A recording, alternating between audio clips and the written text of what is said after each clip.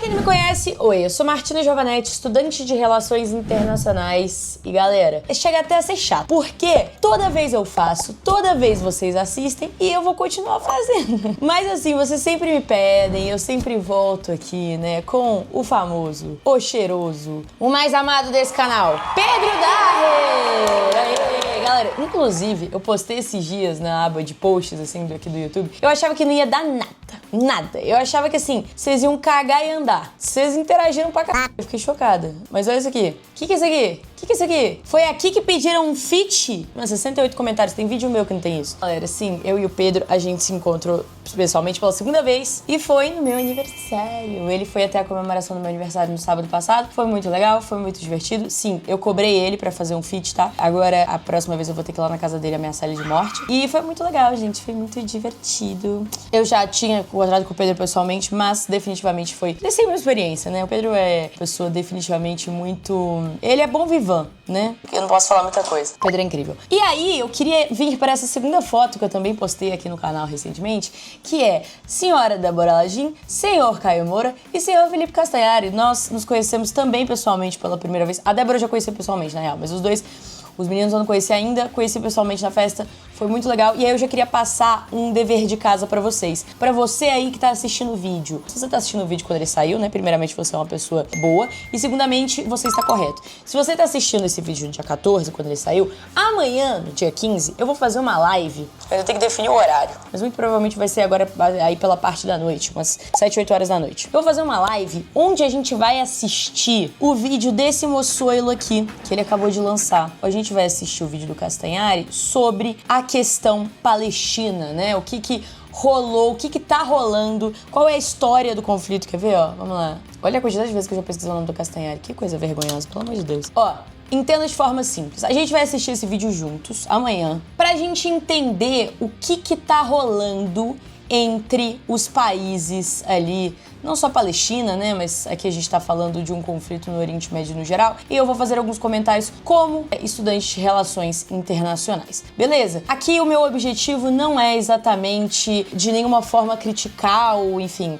colocar questões, é muito mais complementar, exatamente, com a minha visão de estudante de RI, e eu acho que vai ser bem divertido. Então, como dever de casa de todos vocês, eu peço para que vocês assistam esse vídeo primeiro. Pode ser? A gente vai falar hoje aqui na live sobre a questão de Gaza, mas eu acho legal vocês assistirem esse vídeo aqui, primeiro com a visão de vocês, 100% só com a narrativa e com as ideias do Castanhari, e depois eu trago aqui a minha visão também, enfim, as coisas que eu tenho a compartilhar e a complementar. Inclusive, pedi autorização, tá, para o próprio Felipe para fazer isso, e ele me autorizou. Eu vou fazer igual eu fiz com o Pedro aquela vez. Vou expor aqui. Ó, vocês veem? Oi, imagina. Não, pode fazer, claro. Não tem problema nenhum. Imagina. Pode fazer sim. Então, eu tô autorizado, tá? Se ele quiser me processar depois. Tô brincando. Então, quarta-feira, tá, galera? Umas 7, 8 horas, mas eu vou marcar a live ainda. E aí, a gente vai reagir juntos a esse documentário. Posto isso, vamos a Pedro Daher. Vamos ao nosso querido, amado, singelo, fofucho, babilônico, Pedro Daher. Opa, olha só, finalmente um vídeo pra explicar o que tá acontecendo com você. Só um momentinho. Ok. Que tá rolando? Nada demais, apenas realizei minha nova eleição através do Discord. É o quê? Vocês estão preparados? Eu preciso repetir. Vocês estão preparados? Sejam todos bem-vindos a esse vídeo que vai explicar todo o fuzuê que aconteceu no Nepal. Eu sei que já faz um tempo que isso aconteceu, já faz um mês agora. Mas é aquela coisa, assunto muito quente, a gente acaba se queimando e, gente, pelo amor de Deus, teve muita coisa que eu tive que pesquisar pra poder falar do Nepal e eu dou graças a Deus por eu não ter feito isso antes. Vocês provavelmente já sabem de toda a maracutá. Eu acho que principalmente quando a gente não tem referência nenhuma sobre o país, o que acontece com muitos países que a gente tem menos contato aí na mídia tradicional, mídia ocidental, quanto mais a gente tenta se aprofundar na parada sem uma preparação, sem, né, um estudo, a gente tem um problema. O negócio não é passar desinformação, você não quer passar desinformação necessariamente, mas você, às vezes você faz por omissão, sem saber que aquilo ali que você está dizendo não é a história completa. completa, não está sendo tudo dito, não, sabe assim? Então é uma coisa que tem que tomar muito cuidado, e eu fico feliz que o Pedro tomou esse cuidado. Aí, o que aconteceu? O primeiro-ministro bloqueou um monte de rede social, teve casa de ministro pegando fogo, teve mulher do ministro meio morta, teve manifestante, teve policial sendo morto, a desgraça completa. Tudo isso marcado pelo estopim, tá? Pelo estopim das redes sociais terem sido bloqueadas, mas que não foi o principal motivo. O país já vinha sofrendo uma corrupção crônica por muito tempo. E tudo isso chegando antes do Partido Comunista, tá? O que você provavelmente não sabe é todo o contexto histórico que virou essa bola de neve pra chegar no que a gente tá vendo hoje. E ó, aqui eu já vou adiantando vocês, tá? Se vocês acham que a gente vai falar do Partido Comunista do Nepal, que atuou como pivô na maior traição do movimento comunista até então, você vê ao lugar certo. Depois desse vídeo, vão lá ver o vídeo do João Carvalho, que tá extremamente detalhado, tintim por tintim, de todo o contexto histórico. E eu vou deixar o link aí na descrição, caso vocês queiram ver depois, beleza? Nesse vídeo aqui, a gente vai fazer o máximo pra resumir a brincadeira toda. Então, bora nessa! Ah, fico muito feliz que esteja aprendendo a história de Nepal, Brasil. Eu acho que eu perdi metade dos meus neurônios lendo tudo isso. Quantos partidos comunistas você teve mesmo? É mais fácil dizer quantos nós não tivemos.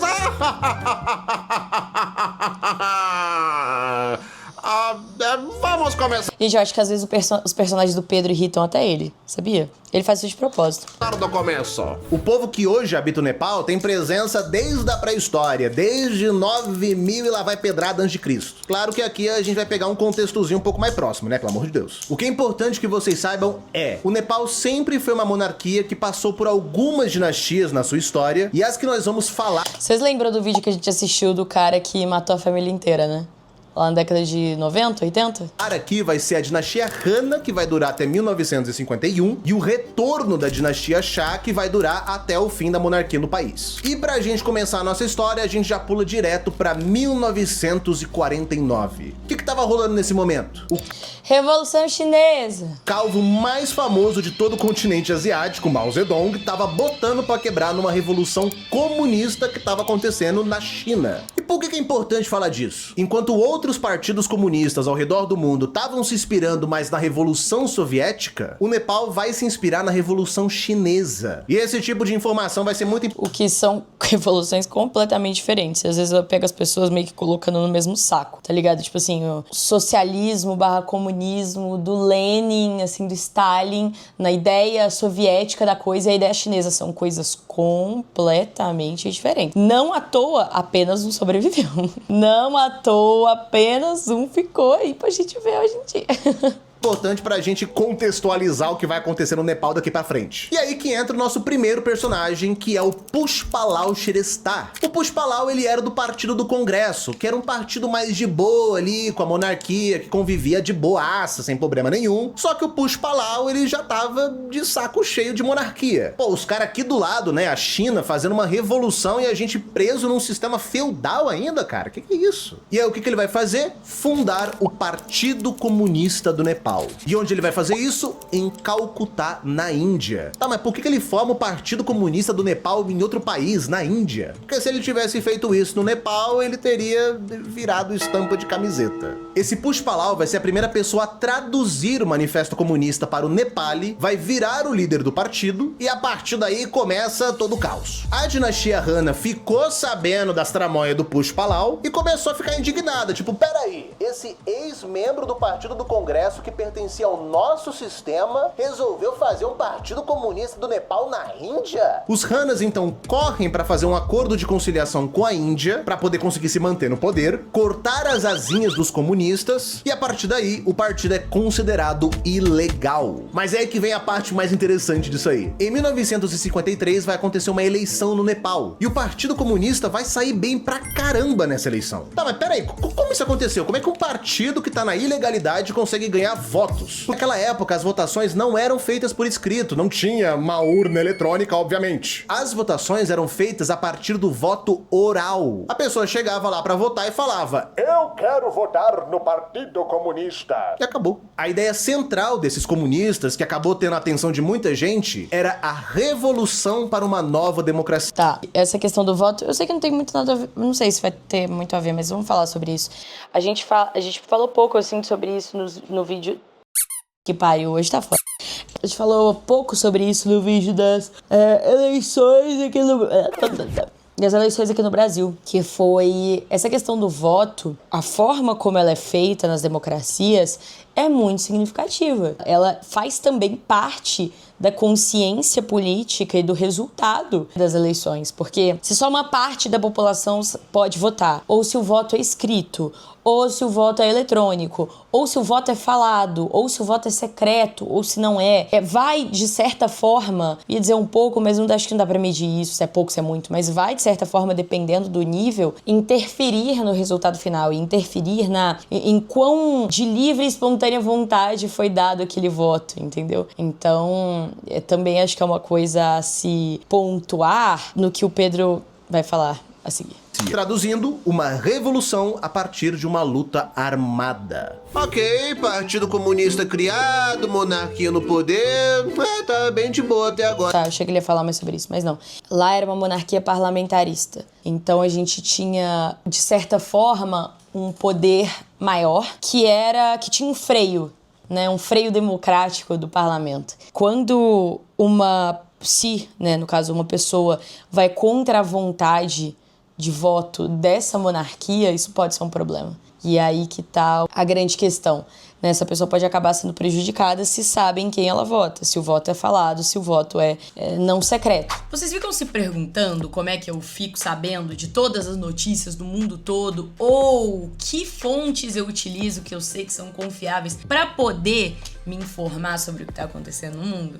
Pois é, eu, como estudante de Relações Internacionais, eu tive acesso a algumas fontes do mundo todo. E eu sou uma pessoa que gosta de ler as notícias na fonte. Eu gosto de ler as notícias no lugar onde elas estão acontecendo. E por isso, ao longo da minha faculdade, eu fui fazendo tipo um compiladão de 3 fontes de notícia por país de todos os países do mundo. Sim, dos mais de 200 países, porque eu sou maluca. E aí, para cada país tem 3 fontes de notícia. Uma mais à direita, uma mais à esquerda, uma mais a centro. Para alguns países eu escolhi uma pró-governo, uma contra o governo e uma mais neutrona. Enfim, e agora essa coletânea de notícias tá disponível pra vocês, galera. Vocês podem adquirir, vocês podem ir atrás das notícias vocês mesmos. Sempre que acontece alguma coisa, como que aconteceu no Nepal, ou no Reino Unido, ou na França, enfim, vocês podem ir atrás do que a mídia local tá falando sobre isso. É uma coisa muito interessante pra quem gosta de relações internacionais, quer saber o que tá acontecendo no mundo, pra vestibulandos que estão estudando atualidades, e ele já tá disponível pra todo mundo, tá? Pra adquirir. Foi uma coisa que deu muito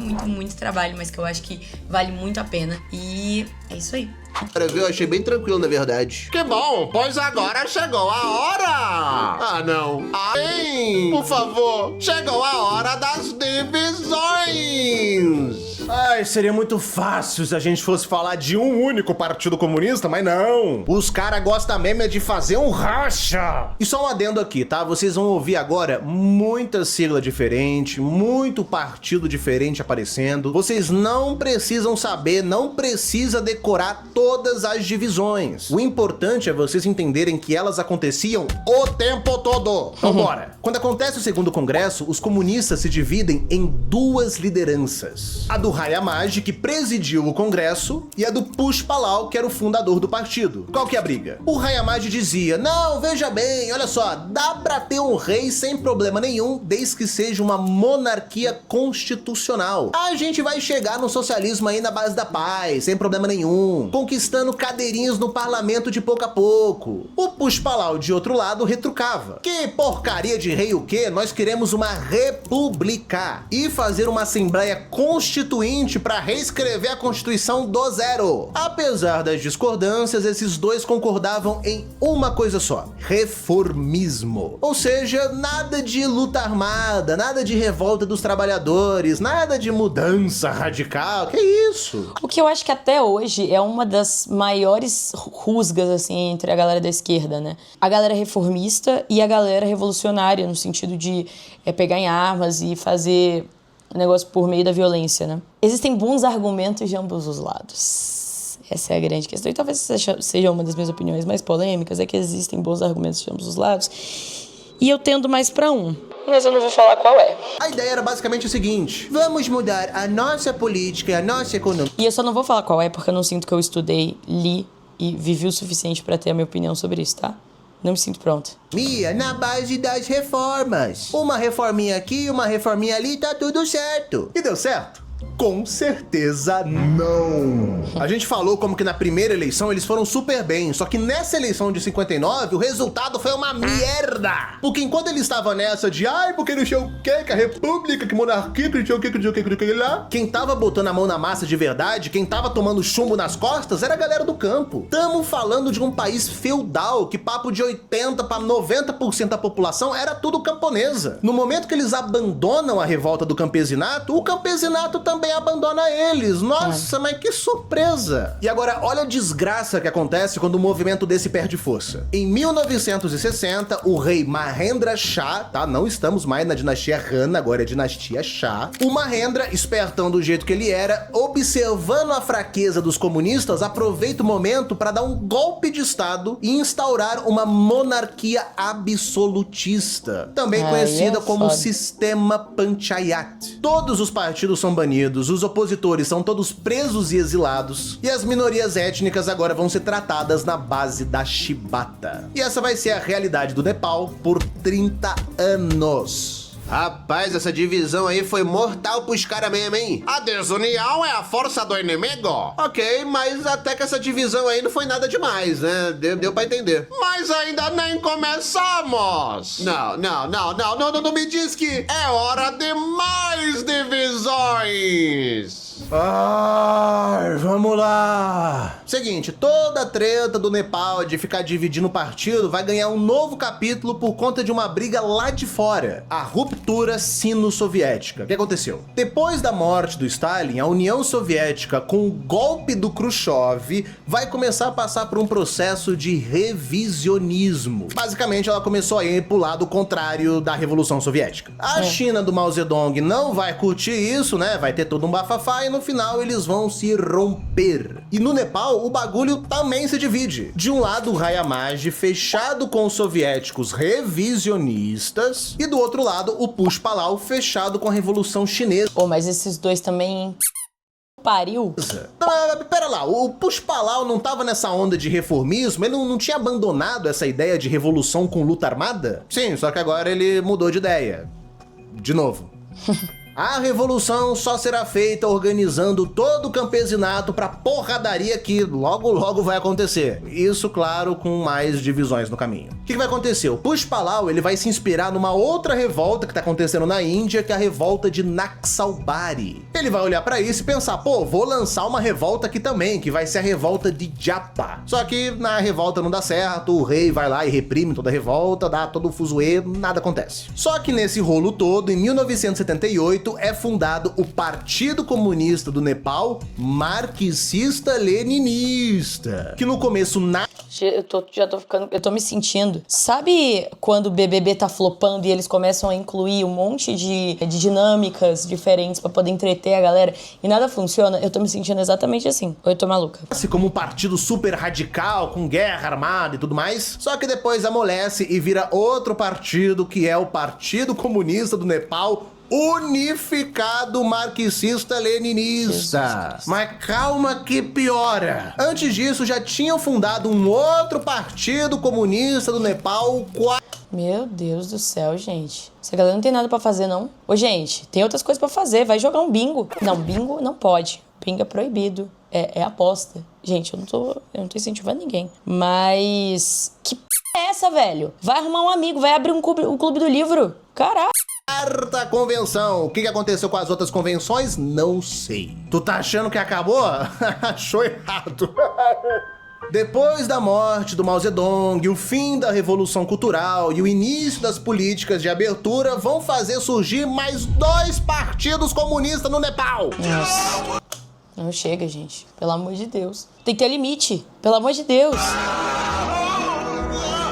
E aqui é pra confundir mesmo, tá bom? Aqui é pra confundir de verdade. O PCN Masao, que vai ser contra as políticas de abertura e que vai ser mais do lado Mao Zedong, raizão das ideias. E o PCN Machao, que vai... Juro por Deus que eles colocaram uma letra e falaram que o negócio é diferente. Lá vem. Guilherme Crepaldi mandou 5 E aí, reais. Guilherme? Olha, Oi, Guilherme, tudo bem? Tudo. Quantos anos que você tem? 7. quem voltou kkkk, tudo bem com você, Martina? Tô bem, mano. E você? O cara é simplesmente o cara mais famoso desse canal, pô. Você virou, assim, protagonista desse canal. Inclusive, eu tenho que te responder, né? Me pega, eles colocariam uma letra, um H, e falar, não, agora é uma coisa diferente. Vai tomar, né? Você é a favor das políticas de abertura e que vai ser o clube do Deng Xiaoping, basicamente. Uma letra e já fizeram um partido novo. Juro. É inacreditável. Você é professor que tá vendo esse vídeo aqui, você odeia os seus alunos? Então pode botar eles pra fazer uma prova sobre todas as ramificações dos partidos do Nepal. Tu pode ter certeza que você vai ser acusado de tortura. Ok, tá bom, história bacana, já deu pra entender porque que o Nepal tá assim. Dá pra fazer aquele... Sabe aquele jogo cara a cara? Que tem vários e aí você tem que, tipo, ir abaixando um por um pra descobrir qual que é? Então, acho que dá pra fazer um desse... Uns 30, né? Que foi a quantidade de partido que teve. E aí vai fazendo pergunta, tipo... Tá, mas quantas divisões já tinha tido nessa época? Aí vai perguntando outras coisas, tipo... Ah, tem quantas letras? Ah, não dá pra entender, não. Agora vai chegar grande figura importante. Ai, ok. Mas já tá acabando, né? Sim, estamos perto de acabar a primeira parte. Vocês estão vivos ainda? Pode pausar o vídeo, vai tomar uma água, repensar suas escolhas de vida. Eu tô repensando as minhas. Não, Pedro, de verdade. Sabe como é que você sabe que o cara é bom em entretenimento? O fato de que esse assunto é chato pra um cara. Mas eu ainda tô levemente entretida. Mas é só porque é o Pedro. Porque se fosse qualquer professor me explicando essa eu ia tá... Mentira, tem uns professores que são muito bons. Nossa, o TDAH tá forte aí, vocês estão vendo, né? Partilhas com eu gosto. Olha. Guilherme Crepaldi mandou 5 reais. Oi, Guilherme. Estou bem também. Boa semana, obs. Com tanta tensão interna nos US, será que podemos oficializar o início da queda desse hegemon? A gente vai falar sobre isso hoje, tá? Mano, é possível, tá? É sempre possível. A gente vai falar sobre isso. Segurem os Guilhermes. Eu ia falar segurem os cavalos. Mandaram aqui no chat sugestões para novos nomes de partidos no Nepal. O Nepal, o seu pau, o nosso pau, o pau comunista, o pau world, o pau monarquista absolutista, o pau de Toquinha. Nossa, vocês precisam ser internados, velho. Juro por Deus. Ok, bora nessa? Então, lembra do PCN Machao? Em 86, eles vão eleger o secretário-geral do partido, que é um cara muito importante, esse aí tem que lembrar, que é o Pushpa Kamal Dahal, mais conhecido popularmente como Prachanda. Lembra desse cara porque ele vai voltar. Prachanda. Isso daí é importante. É um nome legal, Prachanda. Mesmo. Corta pra 1990 e o Nepal tava passando por uma crise econômica desgraçada. O país tava no fundo do poço. Mas também, né, o país ainda era feudal e o capitalismo tava chegando ainda ali com força. É basicamente uma mão suja a outra. O povo se revolta, acontece todo um movimento chamado Jana Andolan, e que vai forçar o rei Birendra Shah, tá, o filho do Mahendra Shah, o golpista, a largar a monarquia absolutista. Com isso, para que as cabeças não rolassem, infelizmente, a monarquia voltou a ser constitucional e os partidos voltaram à legalidade. E o que acontece? Todos aqueles partidos que foram rachados, né, o Masao, o Machao, a Quarta Convenção, o Partido Comunista do Paysandu em cooperação com o Botafogo de ramificações que aconteceram. Todos eles se juntaram pra formar, adivinha só? Não. Partido Comunista! E o nome da vez, Partido Comunista do Nepal Centro Unido. Agora é União. Não vai ser não. E o secretário-geral desse partido vai ser quem? O Prachanda. Eu falei que ele ia voltar, mas segura porque ele vai voltar ainda mais pra frente. E a galera jurou que dessa vez não ia ter nada de reformismo. Agora o negócio vai ser luta armada, vai ser revolução mesmo. Vai ser tudo na base da Guerra Popular Prolongada, tal como fez o Mao Zedong na China. E aí veio a última cisão, graças a Deus! Em 1995, o partido vai mudar de nome para Partido Comunista do Nepal Maoísta. O bagulho é faca na caveira, é tiro de escopeta, é luta armada e ponto final. E em 1996... Não dá pra levar o Pedro a sério com esse sotaque carioca, né? É impossível. Vai se iniciar a Guerra Popular. É agora que o bicho vai pegar. Ah, mas que nostalgia! Nostalgia? Claro, essa guerra popular não era qualquer coisa. Era estilo de guerra prolongada, assim como fez Mao Zedong. Como eu disse, fomos muito inspirados na Revolução Chinesa. E tiveram muitas transformações durante a guerra, assim como foi na minha revolução. A Guerra Popular Prolongada foi extremamente efetivo para que se triunfasse a Revolução Chinesa. Basicamente, o Exército de Libertação Popular focava muito mais nas áreas remotas e esquecidas pelo governo da época do que partir para um confronto direto logo de cara. E as áreas ocupadas pelos comunistas passavam por inúmeras transformações radicais, desde a alfabetização dos camponeses até a reforma agrária. A população dessas áreas iam se tornando cada vez mais leais ao Exército Popular e muitos também entravam na luta armada. E eles iam fazendo isso até conquistar toda a China. Por isso que se chama Guerra Popular Prolongada. Demorou mais de 20 anos para eles conseguirem libertar terra por terra. Exato, e o mesmo vai acontecer no Nepal. Ai, é tão bom poder inspirar outros países. Desde a Guerra Popular do Nepal, muitas transformações de fato aconteceram. Primeiro que o Nepal seguia um sistema de castas, que era uma hierarquia religiosa que deixava a maior parte da população jogada às traças. Vocês já devem conhecer o sistema de castas, a gente já falou dele aqui, por causa da Índia, né? A Índia também tem um sistema de castas até hoje muito forte, que é uma brutalização, assim, da divisão das classes sociais, mas tem é classicista, mas não é exatamente essa palavra que eu tava procurando. Enfim, uma diferenciação muito grande das classes sociais. Dependendo da classe social da pessoa, ela vai ter um tratamento diferente. Fossa. A propriedade rural também era baseada na servidão. Você nascia já endividado com o seu dono de terras e tinha que trabalhar a tua vida inteira para pagar uma dívida que nunca seria quitada. Os casamentos também eram todos arranjados e com É um esquema de escravidão, só que sem a parte da capitalização da vida, né, basicamente. Casamentos arranjados com crianças. Isso é uma coisa muito normal, principalmente em economias com situação de vulnerabilidade econômica e social, tá? E aí, Martina, você tá falando daquela região ali da Ásia, Não, gente, tô falando... Vocês já viram isso aqui? O Brasil é o 4º país do mundo com o número de casamentos infantis, segundo o Banco Mundial. Tô falando da gente, tô falando da nossa casa, assim, Nigéria, Bangladesh e Índia, só. Nós só estamos atrás do número de casamentos infantis da Nigéria, de Bangladesh e da Índia. Vocês têm noção? O Nepal, o Paquistão, países que normalmente a gente associa automaticamente a casamentos infantis, estão atrás da gente. Crianças, meninas de 12 anos casando de maneira forçada. Não tinha acesso à educação, não tinha acesso à saúde e as minorias era tudo tratado que nem merda. Com a Guerra Popular, as áreas que eram libertadas pelos comunistas passaram por inúmeras transformações radicais. O sistema de castas foi abolido, ou seja, as minorias étnicas já não sofriam mais discriminação por parte do Estado. Junto disso, a servidão também acabou, ou seja, foi feita a reforma agrária. O número de alfabetizados quadriplicou. E muito provavelmente na Índia é só porque a população de lá é maior. Mano, claro, tem a questão, se a gente tá falando talvez de casamentos infantis per capita, talvez, maior número. Tá, talvez se a gente for olhar per capita, né, o número seja diferente, a proporção seja diferente. O mais atualizado, tá, o Brasil caiu para 6º em 2024, né, aquilo lá em 2018. O valor econômico, filho da p***, que não cerceia informação. Guilherme Crepaldi mandou 65 reais. Hoje não quero te infartar, então vai ser leve, kkkk. Guilherme. Só um sanduba mesmo, enfim, agora vou só acompanhar a live TMJ Martina. Obrigada, cara. Obrigada. Porra! Mano, como que você não quer me infartar, porra? Isso é Obrigada, Guilherme. Porra, muito obrigada, cara. Obrigada mesmo. Pô, um belo sanduba, hein? R$65 é um belo sanduba.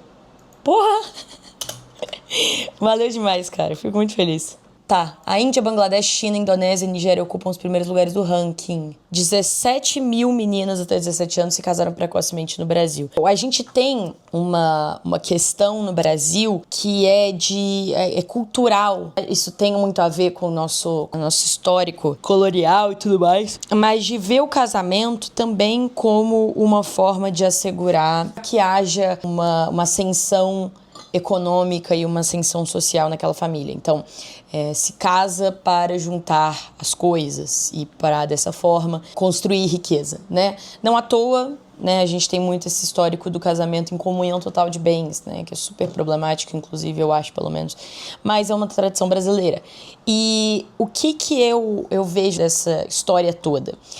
Que a gente vive num país de extrema vulnerabilidade social e econômica em muitas partes. E a gente automaticamente pensa, sei lá, em comunidades ou enfim, mas eu acho que a grande questão não tá nem aí. Tá em lugares, onde pelo nível do mar tá aumentando, as pessoas estarem perdendo sua casa, sua forma de sustento, ou na seca, ou em enchentes, ou em desabamentos, ou em situações de vulnerabilidade também ambiental e também, enfim, de educação, né, em casos de tráfico de pessoas, que a gente sabe que acontece muito no país, principalmente pessoas indígenas. Eu acho que isso tudo se junta nesse desespero por uma vida melhor e numa ideia de que é isso que o casamento vai prover. E claro, também tem toda a questão da cultura da pedofilia e da cultura de vender as filhas ou de fazer um acordo econômico envolvendo um casamento de menores de idade, ou até mesmo, né, de uma violência que está ligada à obrigatoriedade dentro de casa, né, dessas meninas acabarem casando com uma pessoa muito mais velha para poder prover para a família.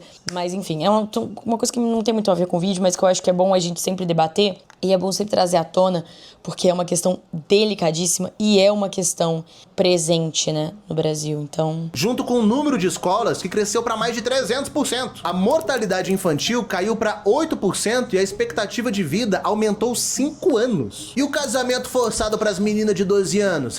Então, aí que fica a parte mais legal ainda. O casamento forçado obviamente acabou, mas mais importante que isso, as meninas que estavam predestinadas a se casarem de maneira forçada viraram combatentes. Em 2001, esses combatentes formaram um exército tão grande que recebeu o nome de Exército Popular de Libertação, o EPL. Desse exército, 40% das combatentes eram todas mulheres. Foi a primeira vez na história do Nepal que mulheres pegaram em armas. E quando eu falo que o exército ficou gigantesco, assim, nesse nível. Os caras controlavam 80% do Nepal. E a capital de Katmandu já tava ali do ladinho. Mas antes disso, se lembra de Rei Birendra? Porque ele acaba de ser assassinado. Caraca, os comunistas mataram o rei? Queria eles que tivesse sido o caso. Esse é um capítulo na história que deixa tudo muito bom.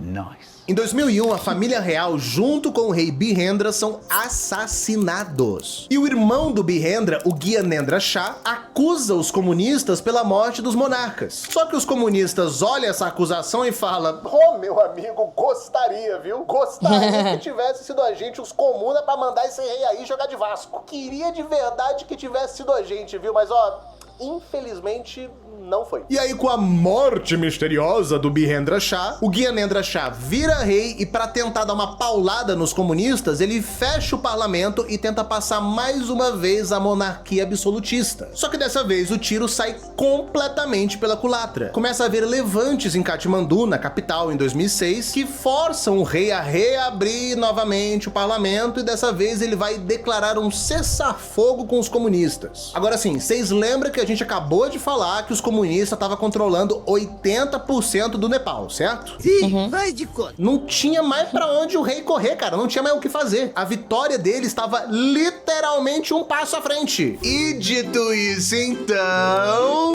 a revolução do Nepal, assim como a chinesa, triunfou. Eu já não gostei disso. Bom, nós triunfamos nas eleições. Eleições? As do parlamento? Mas isso só seria possível se os comunistas tivessem se rendido.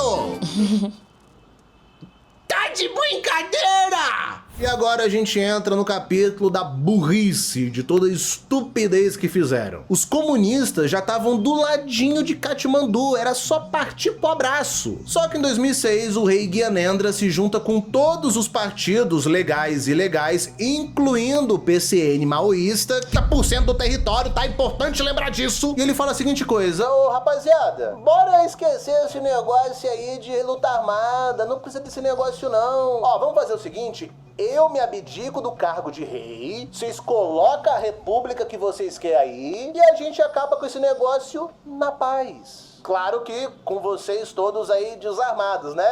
O que vocês acham? Os combatentes da época deviam ter olhado pra esse e falado: ó o cara aí, mano.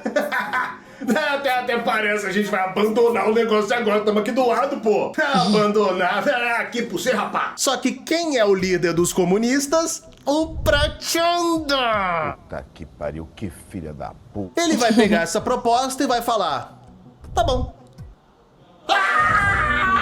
Não, mas a galera daqui é só em pegar aí do... Que é isso?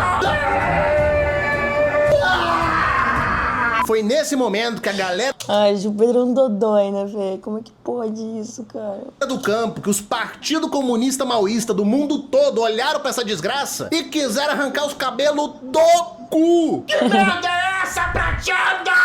E o Prachanda tava: não, gente, que isso? Ó, a gente ganhou aqui, ó, saiu Vem na minha. Vem que o pai sabe. Sabe a porra. vitorioso, ganhamos, rapá, ganharam porcaria nenhuma. Você capitulou teu próprio exército. E aí o que acontece? Agora aqui é só tristeza mesmo. Todo o exército popular de libertação é desarmado, as terras expropriadas são devolvidas e todos os combatentes voltam pro campo sendo supervisionado pela ONU. A mesma ONU que vai concentrar esses camponeses em zonas demarcadas no campo. Caramba, um campo onde tem muita gente concentrada. Vocês já viram isso em algum lugar? Enquanto isso, rola Pedro se passa, né, velho? toda uma eleição em 2008, Prachanda vence como primeiro... Mandaram aqui no chat, eu imagino os vizinhos do Pedro. Devem ser as pessoas mais traumatizadas do planeta Terra.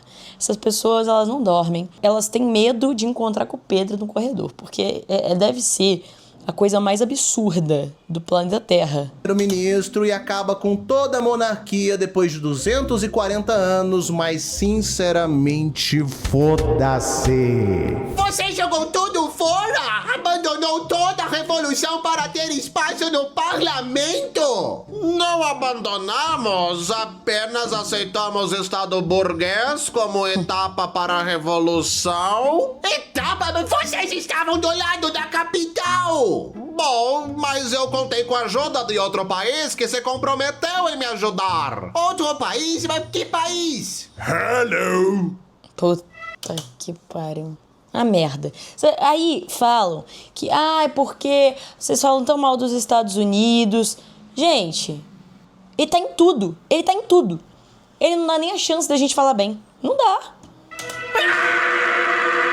Ai, meu amigo, daqui pra frente agora é só pra trás. O Prachanda desiste da revolução. Todo aquele objetivo de nova democracia desde o primeiro Partido Comunista pra se chegar ao socialismo, esquece. Resumindo, não mudou nada. Concentração fundiária, igual. A reforma agrária foi pro beleléu. A lógica de exploração capitalista e feudalista continuou a mesma coisa. E, consequentemente, o que se manteve foi a miséria. E pra resolver isso, o Prachanda resolveu pedir dinheiro pra quem? Pro Ocidente, principalmente com os Estados Unidos. Pegou grana com o FMI, com o Banco Mundial, até com a ONU pegaram dinheiro. Se enfiaram num monte de dívidas e ficaram... Ou seja, se pegaram dinheiro com a ONU, pegaram dinheiro com os Estados Unidos. Cada vez mais dependentes de outras potências estrangeiras. E o partido, em vez de colar com o povão, com a base do campesinato tal como era antigamente, começaram a se apoiar na burguesia. E aí a gente volta pra aquele pesadelo, as cisões. O partido se quebra mais uma vez em 1000 pedaços, começa a ter uma dança da cadeira de 1 milhão de partido pra ver quem que vai tomar o poder do país, e o Nepal vai entrar numa instabilidade que nunca vai ser sanada. A economia se estagnou, o povo começou a vazar do Nepal, e a corrupção que nunca tinha ido embora vai continuar no Nepal a galope. E vai ser essa corrupção que vai virar toda essa bola de neve que vai explodir agora em 2025. Mas E já fizemos vídeo explicando exatamente o que rolou no Nepal, beleza, galera? Então, se vocês estiverem a fim de entender o que rolou, o vídeo já tá aqui no canal, vai estar em algum lugar aqui, vai estar no card aqui, pra vocês irem lá ver. já só, parece que abandonar a revolução não foi uma boa ideia. Mas conseguimos fazer algo que nenhum país fez na vida. Caiu o movimento dos comunistas nos 45 do segundo tempo. Também, mas melhor do que isso, fizemos uma eleição pelo Discord. E aí finalmente chegamos nos dias de hoje. O governo totalmente afastado das bases acha que é uma boa ideia fazer um bloqueio de todas as redes sociais do país, porque elas estariam acusando erroneamente a corrupção doentia do Nepal. E a geração Z não usava as redes sociais apenas para se socializar, eles usavam também para procurar emprego e também para tentar trazer alguma renda de fora pro país, porque tava uma desgraça. Toda essa bola de neve da corrupção explode com esse estopim do bloqueio das redes e vira toda a zona que a gente já viu aqui. Houveram dezenas de pessoas mortas, tanto manifestantes quanto policiais. Teve esposa do ex-primeiro-ministro que foi queimada viva dentro da própria casa. E o Sharma Oli, né, o então primeiro-ministro, Falamos sobre tudo isso no vídeo. renuncia do cargo e pronto. E agora nós temos uma nova primeira-ministra, que é a Sushila Karki, e detalhe, essa mulher foi eleita pelo Discord. E aqui a gente chega no final do vídeo e assim, eu não tenho muito o que falar da Sushila Karki, até porque é muito cedo pra falar qualquer coisa extraordinária. Mas eu já vou avisando aqui, tá? Não espere nenhum milagre vindo dela. A Sushila Karki, ela está ali como interina apenas pra focar nas eleições que vão acontecer no ano que vem. É isso que eu ia falar, é completamente temporário, não à toa, né? Foi no Discord, não é nem oficial. Ponto. Não existem perspectivas de mudanças estruturais, por mais que exista ainda uma pressão para que isso aconteça. E o que eu vejo é que esse governo vai ser meramente técnico. Mas como eu disse, é muito cedo para afirmar qualquer coisa extraordinária e minha colocação aqui pode estar totalmente errada. Porém, o que é certo falar é que tudo... E agora?